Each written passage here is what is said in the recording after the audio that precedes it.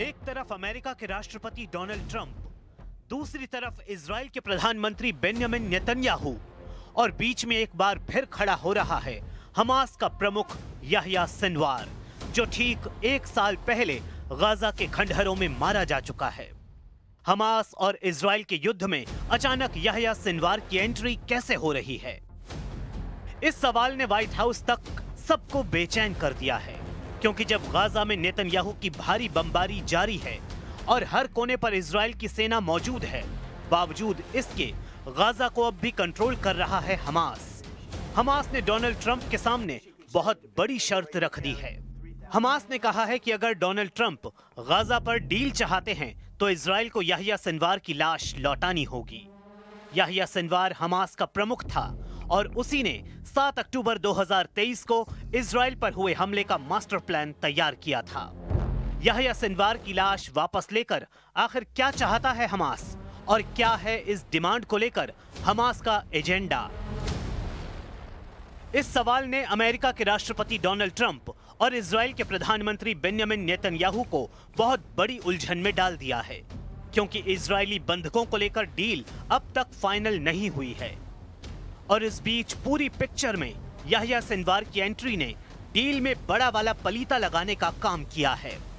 Hamas की demand है कि न सिर्फ याह्या सिनवार की लाश सौंपी जाए, बल्कि उसके भाई मोहम्मद सिनवार की बॉडी भी वापस की जाए, और ये शर्त डोनाल्ड ट्रंप के गाजा पीस प्लान का हिस्सा मानी जाएगी। The Sunday evening deadline was to hear back from Hamas on the proposal one way or another. And of course, on Friday, Hamas put out a very clear statement in the president's view that they accept the president's framework, and that's why those technical talks are now underway. But again, we want to move very quickly on this, and the president wants to see the hostages released as soon as possible. Israeli media में हड़कंप much गया है। आखिर Yahya Sinwar की लाश वाली demand के पीछे हमास का बड़ा मकसद क्या है? अमेरिकी मीडिया से आई इस रिपोर्ट ने अचानक गाजा डील पर बहुत बड़ा ब्रेक लगा दिया है। हमास को लेकर हो रही गाजा डील में सभी 22 इजरायली बंधकों को रिहा करने की शर्त है, जिसे हमास ने मान लिया है। इसके अलावा 26 बंधकों के शव भी हैं। ये वो इजरायली नागरिक थे जो हमास के बंधक थे और फिर हमास और इजराइल की मुठभेड़ के दौरान मारे गए या इजरायली बमबारी में जिनकी जान चली गई। यानी हमास लाशों की अदला बदली भी चाहता है।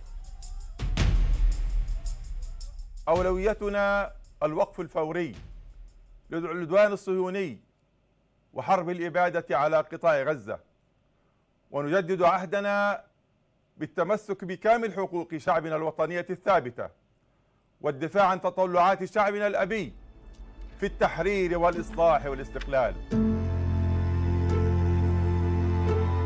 हमास चाहता है कि अगर इजरायली बंधकों की लाश वापस की जाएगी तो इसके बदले याह्या सिनवार और उसके भाई की लाश भी इजराइल वापस करे। इसके अलावा हमास ने इजरायली जेलों में बंद सैकड़ों फिलिस्तीनी बंधकों की रिहाई की मांग भी की है। इसमें कोई शक नहीं कि सिनवार अब इस दुनिया में नहीं। सिनवार मर चुका है, लेकिन गाजा और बाकी पश्चिमी एशिया में याह्या सिनवार की एक वसीयत बार बार वायरल होती है। इस वसीयत को लेकर इजराइल को और घबराने की जरूरत है, क्योंकि याह्या सिनवार ने खुलेआम इस वसीयत का ऐलान किया था।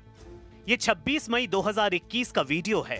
तब याह्या सिनवार ने अपनी वसीयत पूरी दुनिया को बताई थी। उसने बताया था कि इजराइल से नहीं डरता। उसने बताया था कि चाहे F-16 हो या फिर इजराइल की पूरी फौज, वो इजराइल को चैलेंज कर रहा है।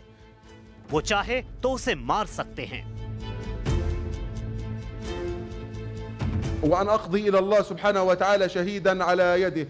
أنا اليوم عمري 59 سنة. أنا حقيقة أفضل أن أستشهد بالF-16 أو بالصواريخ من إني أموت بالكورونا، أو من إني أموت بجلطة أو بسكتة أو بحادث طرق أو بشغلة من اللي بيموتوا منها الناس। सिनवार बता रहा है कि इजराइल उसका कुछ नहीं बिगाड़ सकता। 3 साल पहले ही सिनवार ने ऐलान कर दिया था कि वो एक शहीद की तरह मरना चाहेगा, यानी लड़ता हुआ मरेगा, ना कि ऐसी मौत चाहता है जिसके कोई मायने नहीं। 16 अक्टूबर 2024 को सिनवार के खिलाफ जब ऑपरेशन शुरू हुआ, तब उसकी तलाश में इजरायली ड्रोन एक एक इमारत में घुसकर तलाशी ले रहे थे। जब वो इस बिल्डिंग में दाखिल हुआ तो सामने सोफे पर एक शख्स बैठा हुआ नजर आया। उसका एक हाथ बुरी तरह टूटा हुआ था वो ड्रोन को तिरछी निगाहों से घूरता रहा। ड्रोन भी मंडराता रहा। ये सिनवार ही था। ड्रोन को देखकर सिनवार ने दूसरे हाथ में थामी छड़ी से वार किया। ये सिनवार का इजराइल पर आखिरी वार बताया गया। तब इजराइल के टैंकों ने उस इमारत को चारों तरफ से घेर लिया जहां सिनवार का ठिकाना मिला था। उस बिल्डिंग पर टैंक ने गोलाबारी की और सिनवार के बचने की उम्मीद पूरी तरह खत्म हो गई। बुरी तरह घायल हो चुके सिनवार के पास कोई रास्ता नहीं था। जब सिनवार की पोजीशन क्लियर हो गई तब इजराइल के स्नाइपर ने हमला किया, उसकी गोली चली और फिर सिनवार की लाश ही बरामद हुई। इस तरह से गाजा में हमास की लीडरशिप खत्म कर दी गई।